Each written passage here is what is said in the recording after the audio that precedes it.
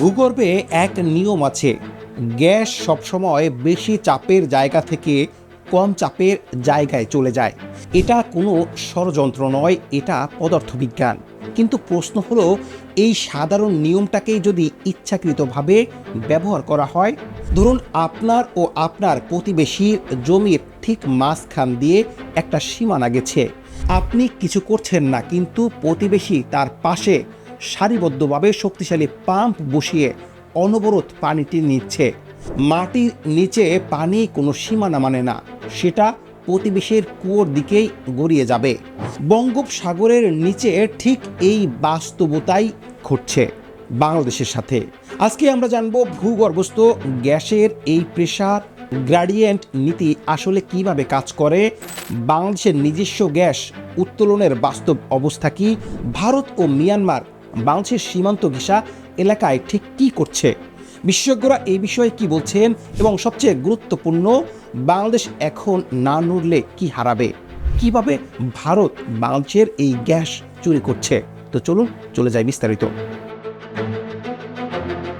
প্রথমেই বুঝতে হবে বিজ্ঞানটা। ভূগর্ভস্থ গ্যাস কোনো পুকুরের পানির মতো স্থির থাকে না, এটা একটি নিশ্ছিদ্র চাপে আবদ্ধ থাকে পাথরের ছিদ্রের ভেতরে। যখন কোনো একটি বিন্দুতে ড্রিলিং করে গ্যাস উত্তোলন করা হয়, সেই বিন্দুতে চাপ কমে যায়, তৈরি হয় একটি লো প্রেশার জোন। আর প্রকৃতির নিয়মে আশেপাশের উচ্চ চাপ অঞ্চল থেকে গ্যাস সেই নিম্নচাপের দিকেই প্রবাহিত হতে থাকে। ভূতত্ত্ববিদরা এটাকে বলে প্রেশার গ্রেডিয়েন্ট। ধরুন আপনি একটা বেলুন সুই ফোটালেন এক পাশে, বাতাস পুরো বেলুন থেকে সেই ছিদ্রের দিকেই বের হয়ে আসবে। বেলুনের কোনো অংশের বাতাস বের হচ্ছে, তা বেলুন নিজে বেছে নেয় না। ঢাকা বিশ্ববিদ্যালয়ের ভূতত্ত্ব বিভাগের সম্মানিত অধ্যাপক বদরুল ইমাম এই বাস্তবতা ব্যাখ্যা করতে গিয়ে বলেছেন, যদি বাংলাদেশের সমুদ্র সীমার দুই পাশে একই ভূতাত্ত্বিক কাঠামোতে গ্যাস পাওয়া যায় এবং বাস্তবেই পাওয়া যাচ্ছে, তাহলে উচ্চ সম্ভাবনা থাকে যে বাংলাদেশের নিজের ব্লকের মধ্যেও সেই একই গ্যাস মজুদ আছে। এখন প্রশ্ন হচ্ছে, কেন এই বিষয়টা আজ এত জরুরি হয়ে উঠেছে? কারণ বাংলাদেশ নিজেই একটা গভীর জ্বালানি সংকটে পড়ছে। দ্য ডিপ্লোম্যাটের মার্চ 2026-এর প্রতিবেদন অনুযায়ী বাংলাদেশের 29টি পরিচিত গ্যাস ক্ষেত্রের বেশিরভাগই এখন উৎপাদন কমিয়ে দিচ্ছে। দেশের সবচেয়ে বড় গ্যাস ক্ষেত্র বিবিয়ানার উৎপাদন 2020 অর্থবছরে দৈনিক 1223 মিলিয়ন ঘনফুট থেকে কমে 2024 অর্থবছরে দাঁড়িয়েছে প্রায় 1032 মিলিয়ন ঘনফুট।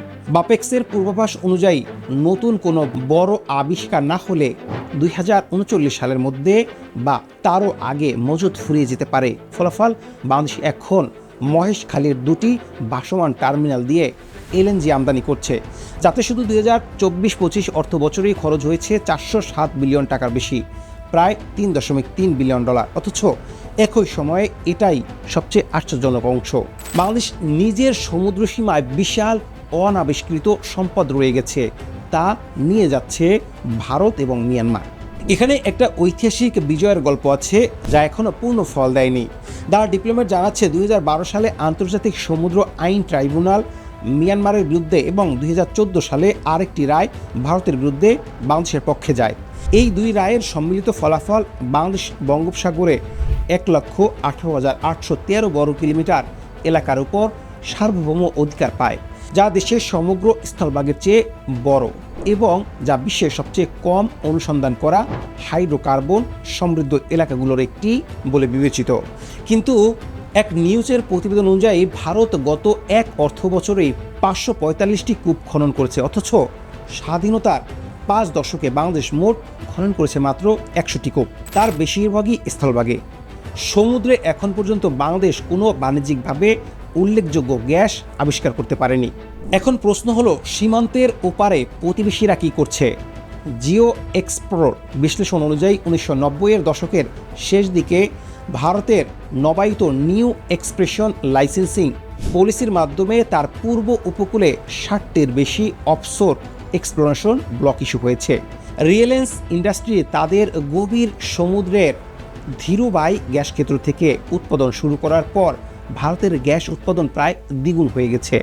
স্টেইন অ্যান্ড পার্টনার্সের প্রতিবেদন অনুযায়ী বাংলাদেশের কাছে সমুদ্র সীমা মামলায় হারার পরপরই মিয়ানমার একটি মাল্টি ক্লায়েন্ট সার্ভের ভিত্তিতে 20টি অফশোর ব্লক, যার বেশিরভাগই রাখাইন বেসিনে, আন্তর্জাতিক কোম্পানিগুলোকে দিয়ে দেয়। 2017 সালের মধ্যে মিয়ানমারের প্রমাণিত গ্যাস মজুদ 10 থেকে দ্বিগুণ বেড়ে গিয়ে 23 ট্রিলিয়ন ঘনফুটে পৌঁছায়। বদরুল ইমাম স্পষ্ট করে বলেছেন, বাংলাদেশ তার অফশোর গ্যাস সম্ভাবনাকে কখনো গুরুত্ব সহকারে নেয়নি, ফলে এটি প্রতিবেশী দেশগুলোর প্রতিদ্বন্দ্বীহীন উত্তোলনের হাতে ছেড়ে দিয়েছে। এখন আসি সবচেয়ে গুরুত্বপূর্ণ প্রযুক্তিগত প্রশ্নে। সীমান্তের ওপার থেকে কি সত্যি বাংলাদেশের গ্যাস টেনে নেওয়া সম্ভব?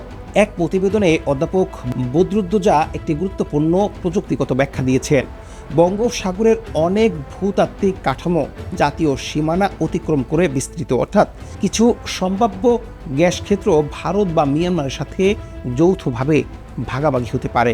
তিনি ডিরেকশনাল ড্রিলিং প্রযুক্তির কথা উল্লেখ করে বলেছেন, কোম্পানিগুলো একটি অবস্থানে ড্রিল করেও কয়েক কিলোমিটার দূরের জলাধার থেকে হাইড্রোকার্বন উত্তোলন করতে পারে।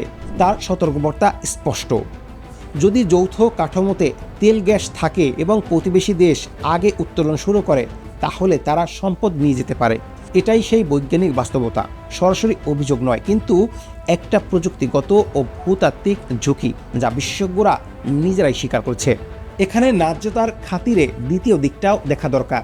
বাংলাদেশ পিছিয়ে পড়ার পেছনে শুধু প্রতিবেশীদের আগ্রাসন নয়, নিজস্ব দুর্বলতার বড় কারণ। এক প্রতিবেদনে জ্বালানি বিশেষজ্ঞ আমজাদ হোসেন বলেছেন, 1975 সাল থেকে আমরা 32,000 লাইন কিলোমিটার সার্ভে করেছি এবং প্রায় ডজনখানেক কূপ খনন করেছি, কিন্তু আমরা নিজেরাই সেই ড্রিলিং ও লগিং ডেটা ঠিকমতো বিশ্লেষণ করিনি। দ্য ডিপ্লোমেট জানাচ্ছে, ভারতের রাষ্ট্রীয় কোম্পানি রয়েছে 300 থেকে 3,000 মিটার গভীর পানিতে ড্রিল করার প্রযুক্তিগত সক্ষমতা, যেখানে বাংলাদেশের সমতুল্য সংস্থা বাপেক্সের কোনো অফশোর ড্রিলিং অভিজ্ঞতাই নেই। প্রথম আলোর প্রতিবেদনে জ্বালানি উপদেষ্টা মোহাম্মদ ফাউজুল কবির খান স্বীকার করেছেন, সরকার এখন কূপ খনন বাড়ানো, নতুন অনুসন্ধান এবং চুরি অপচয় রোধের 3টি কৌশল নিয়ে কাজ করছে। অর্থাৎ সমস্যাটা শুধু প্রতিবেশীদের তৎপরতা নয়, এটা দশকের পর দশকের রাজনৈতিক উদাসীনতা এবং প্রাতিষ্ঠানিক দুর্বলতার ফল।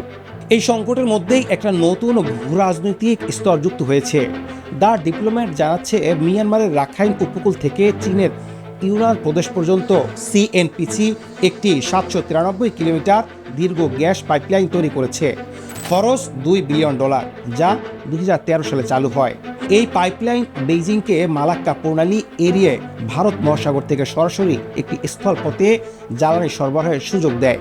আর এখন বাংলাদেশের নিজস্ব অফশোর বিল্ডিং রাউন্ডে চীনের সিনোপেক ও সিএনওসি আগ্রহ দেখাচ্ছে।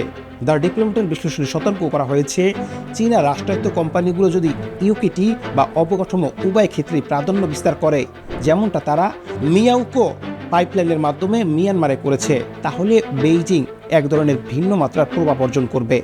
বাংলাদেশের নতুন সরকারের জন্য এটা একটা পরীক্ষা, পশ্চিমা বিনিয়োগ যথেষ্ট আকর্ষণ করতে পারবে কিনা, যাতে চীনা অংশগ্রহণ একটি বৈচিত্র্যময় পোর্টফোলিওর একটি অংশ থাকে, বাধ্যতামূলক একমাত্র বিকল্প না হয়।